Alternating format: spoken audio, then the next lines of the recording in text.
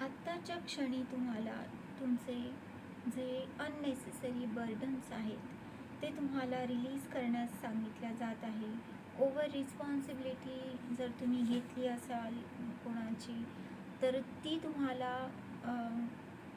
हे डेडिकेट करायचं आहे.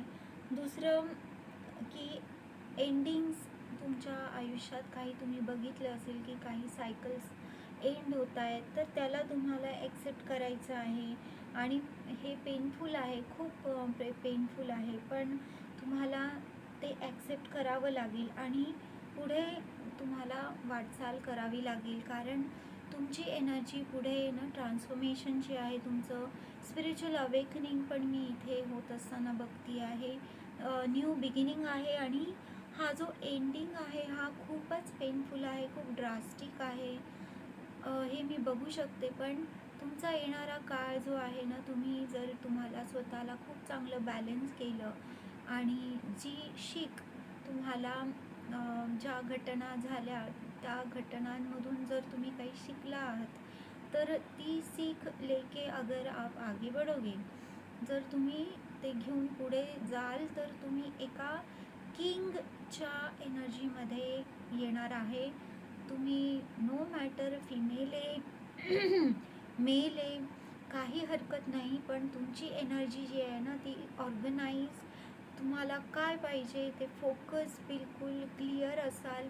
कारण तुमच्या लाईफमध्ये ज्याही घडामोडी झालेल्या आहेत त्यांनी तुम्ही इतके हुशार झालेले आहात, पण त्या हुशारीचा वापर तुम्हाला करणं गरजेचं आहे. तुम्हाला फक्त ते घटना झाली आणि तुम्ही रडत बसलात तर काहीही होणार नाही. चॉईस घ्यायची आहे, सेल्फ लव्हमध्ये यायचं आहे, नवीन न्यू बिगिनिंग मी बघते आहे आणि पर्सनल ग्रोथवर तुम्हाला लक्ष द्यायचं आहे. म्युझिकमध्ये फ्रिक्वेन्सी म्युझिक तुम्हाला आवडत असेल तर नक्की ऐका, ते तुम्हाला उपयोगी पडणार आहे. कम्युनिकेशन स्किल्सवर तुम्ही नक्की काम करा. तुमचे गुरु जर तुम्ही शोधत असाल तर गुरु इथे भेटण्याची शक्यता आहे. स्पिरिच्युअल अवेकनिंगसारखं मला इथे असं भास होतो आहे आणि खूपच एक मोठ्या डिसिजनवर तुम्हाला यायचं आहे. तुमचे गुरु किंवा तुमचे कुलदेवता दैवत तुमच्यासोबत आहे. जर तुम्ही त्यांच्या शरण गेला तर तुम्हाला नक्की त्यांचे आशीर्वाद मिळतील आणि तुम्ही पुढे जाऊ शकाल. मोठं ट्रान्सफॉर्मेशन आहे, पण पुढे येणारा काळ खूप सुंदर आहे. नक्की क्लेम करा. I claim it.